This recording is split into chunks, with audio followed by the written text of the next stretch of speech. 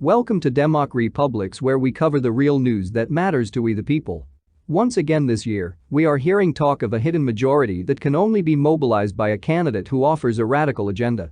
It worked for Trump, some Bernie Sanders supporters argue. But Donald Trump didn't get a majority or even a plurality of the national vote in 2016, 46% for Trump, 48% for Hillary Clinton.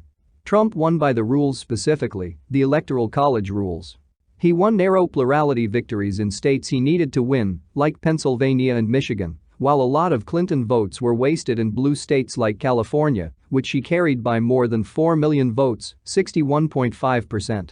The Republican Party establishment tried to stop Trump in 2016, but he had an army of supporters who rallied to his call and overwhelmed his Republican opponents.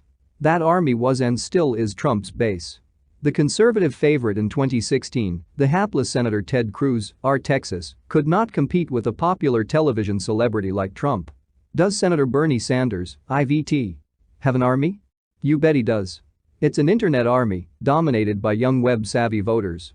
Young voters have never materialized as a major force in elections because their turnout is usually low. However, in Iowa this year there are signs that young Sanders supporters are being rallied by social media to attend the caucuses, whereas seniors, who turn out regularly for primaries and tend to favor former Vice President Joe Biden, are less likely to attend caucuses. Sanders also stands a good chance of winning the New Hampshire primary, but for a different reason. To New Hampshire voters, Sanders is a local. Vermont is a neighboring state, and the longtime senator is well known and well liked by his neighbors. Sanders beat Hillary Clinton in the 2016 New Hampshire Democratic primary with more than 60% of the vote. If Sanders sweeps Iowa and New Hampshire, the Democratic Party establishment is likely to go into full-scale panic. Democratic elected officials are already expressing concern about their ability to survive with a self-proclaimed socialist at the top of the ticket.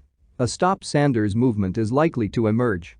The question is, will it get any further than the Never Trump movement did in 2016?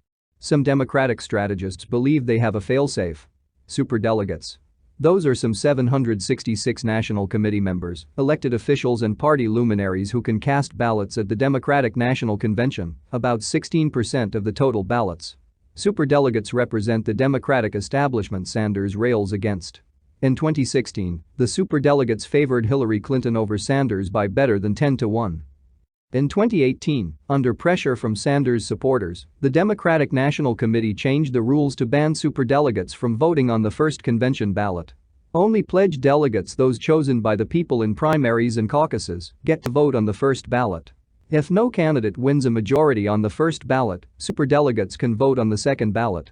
No nomination has gone to a second ballot since 1952. It could happen this year. With some 12 candidates in the race, there is a serious possibility that no candidate will win a first ballot majority of pledged delegates.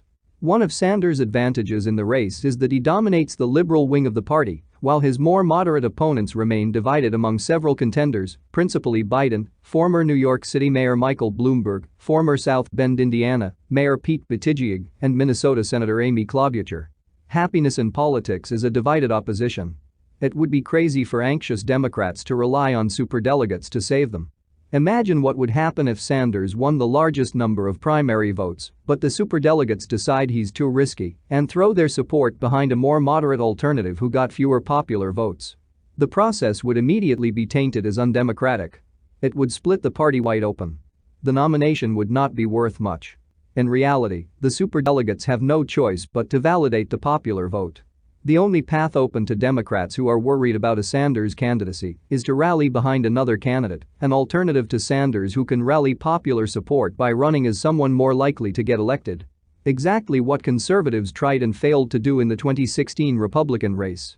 It's the same lesson. You can't win a horse race without a horse. But which horse? The obvious choice is Joe Biden, but he may not be so attractive if he does poorly in the early contests this month. If Biden falters, Michael Bloomberg may look like the best choice for anti-Sanders Democrats. But Bloomberg could be the perfect foil for Sanders. He's a multi-billionaire, rated the 9th wealthiest person in the world. And where did he make his fortune? Wall Street. The risk of backlash for an anti-Sanders Democrat is real.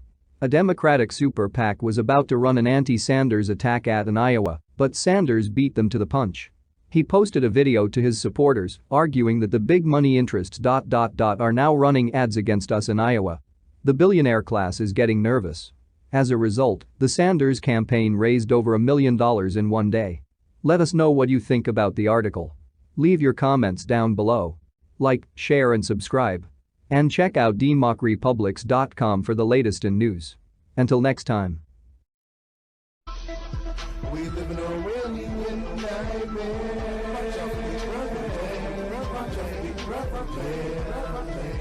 We live in a really nightmare.